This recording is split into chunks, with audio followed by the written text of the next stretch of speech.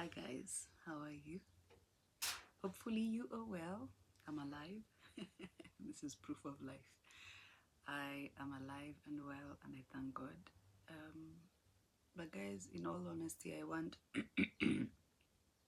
wanted to share a bit of concern, a concern that I have that I'm hoping at least someone else has picked up on.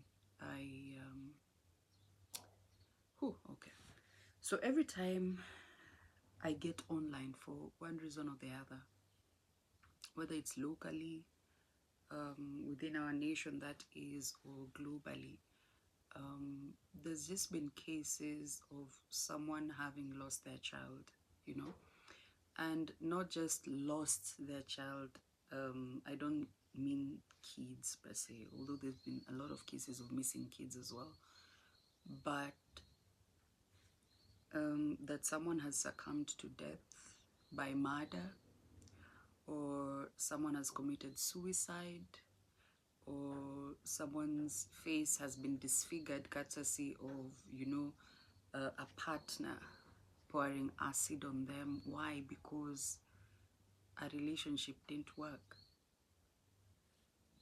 And I've just been wondering, my God, what happened to the good old days when whenever things didn't work, you go your way, I go my way, and I wish you well, go. What's so hard about letting people go that now, my gosh, someone has to live with the consciousness of having someone else's blood in their hands? Me, man, I step on someone's toes and I can't sleep. How do you go about life like that? That you're able to eat, that you're able to sleep, that you're able to... Are you even able to do some of these things, or are you just coping? What is wrong? And when did society... Okay, this is a whole other topic altogether. A whole other topic altogether. I mean, there's so many reasons and so many things that drive people to... I don't know, but from my eyes, and it's as far back as I can remember, from when I was a kid, I'd always see, it's always poverty, lack of finances, as in it's always something. Right now, there's a need for rather soft life has been commercialized so much that anyone and most people will do anything and everything for it, to get it, to attain it, to, experience it. I just don't know. I'm not being a pessimist, but I don't think there's anything soft about money in this sense. This is what I mean. I don't think that there's anything soft about the so-called soft life. What I mean is this. What may come to you may land on me as soft was hard work for someone else. And if I'm involved with that someone else, it means there's a degree of reciprocity that has to be. It's a give and take. Life is a give and take. There's nothing free. It is soft for a season, but then what will be demanded of you for the softness that you're being granted? To the kids that we are seeing, kids who've just joined universities, kids in high school, my God, you're seeing 21-year-olds, 24-year-olds, kids who are just starting their lives, dying because they were butchered like a chicken.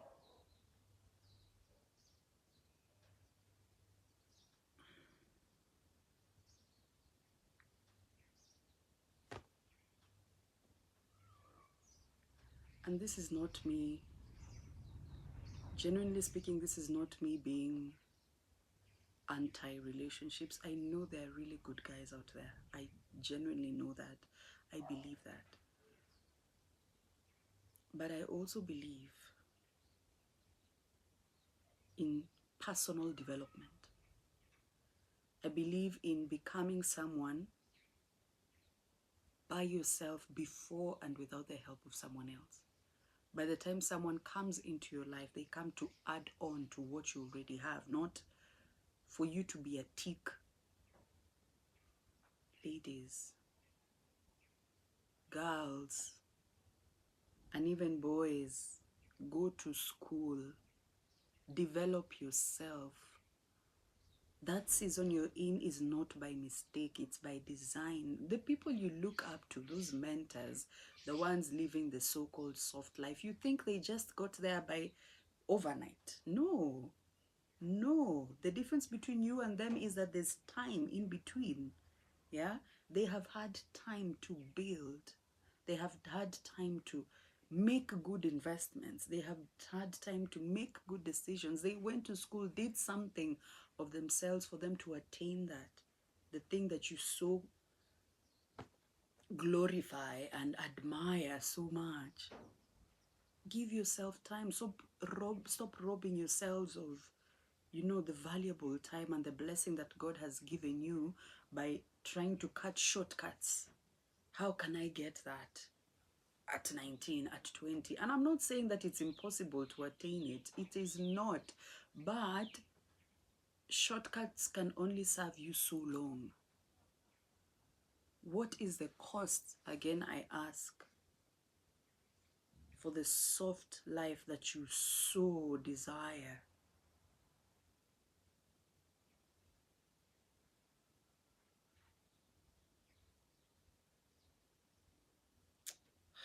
Please think about it. It is really, really sad. It is really, really sad that we are seeing leaders, we are seeing, important people who would have grown to be important people in society, just their lives come to a standstill because of a decision. And that's the thing about decisions. Decisions always carry consequences, good or bad. They always do. They come packed with consequences. So can you live with the consequences of your choices? It is really, really sad to see parents, people, guardians burying their kids, breaking their backs, looking for the so-called school fees to better your life, to improve your life, then end up burying their kids.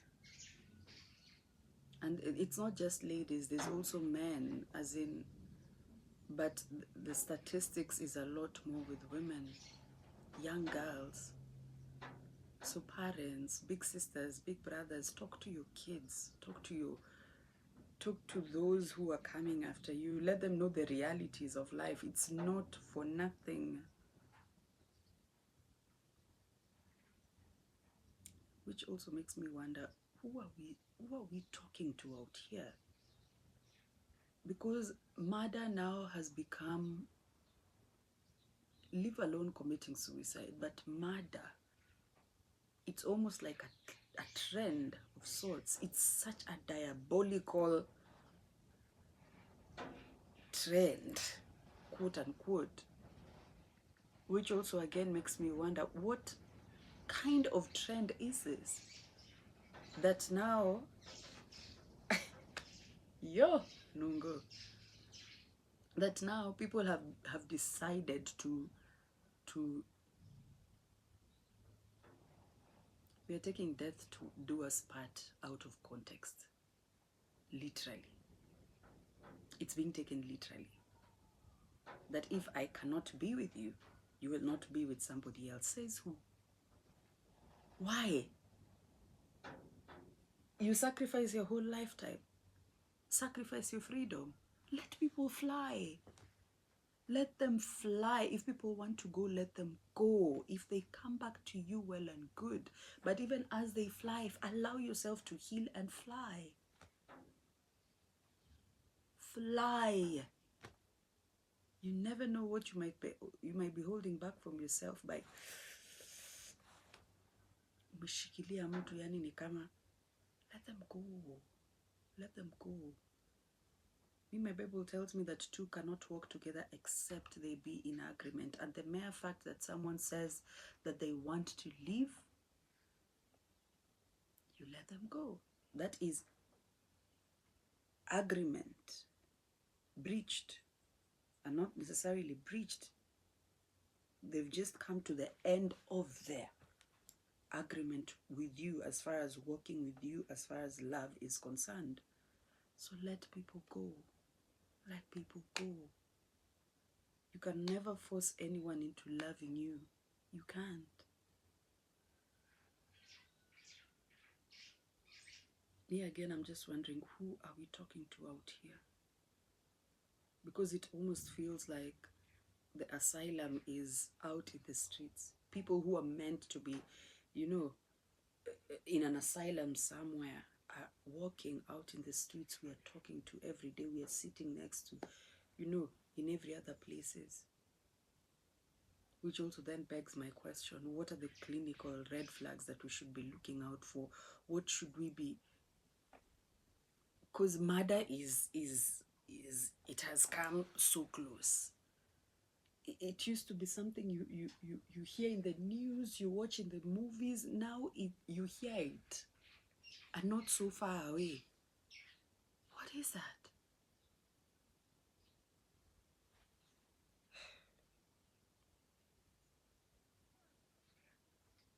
I really hope things get better. I really, really hope things get better. But mental health is something that shouldn't be downplayed. I know they say that there's a very thin line between sanity and insanity. And by the time someone decides to murder, to cross over, they've crossed that thin line into insanity, not caring, not... And we have, by the way, the numbers have skyrocketed, you guys. Don't assume them, don't downplay them. Don't bury your heads in the sand. These things are actually happening. And they're happening in Kenya a lot more than I would have ever imagined, I would have ever wanted to imagine. What are we doing?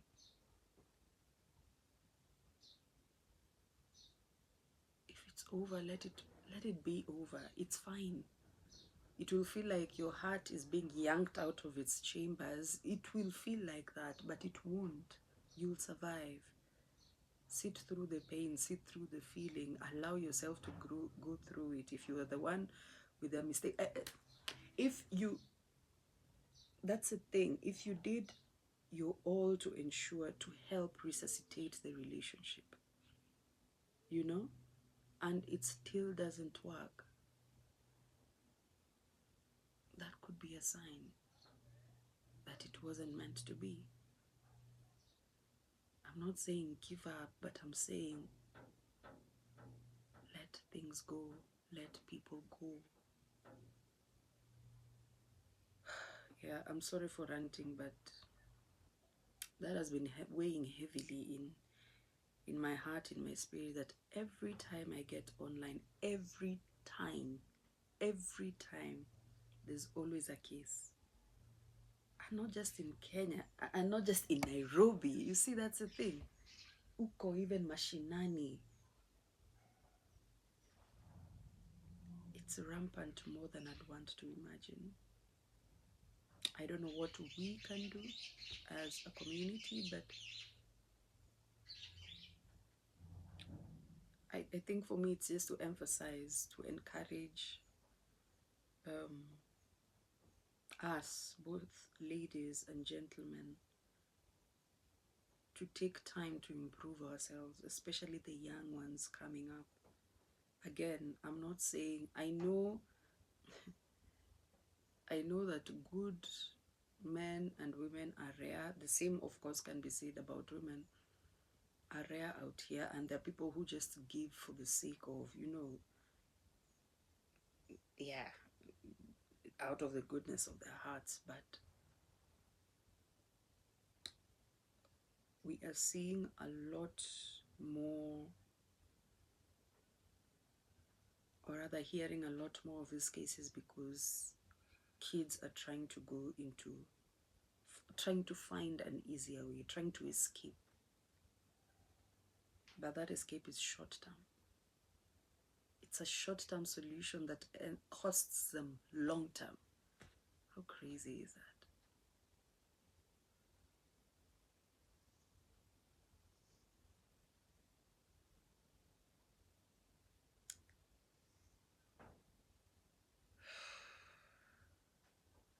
I'm worried. I'm really worried. I'm concerned. I'm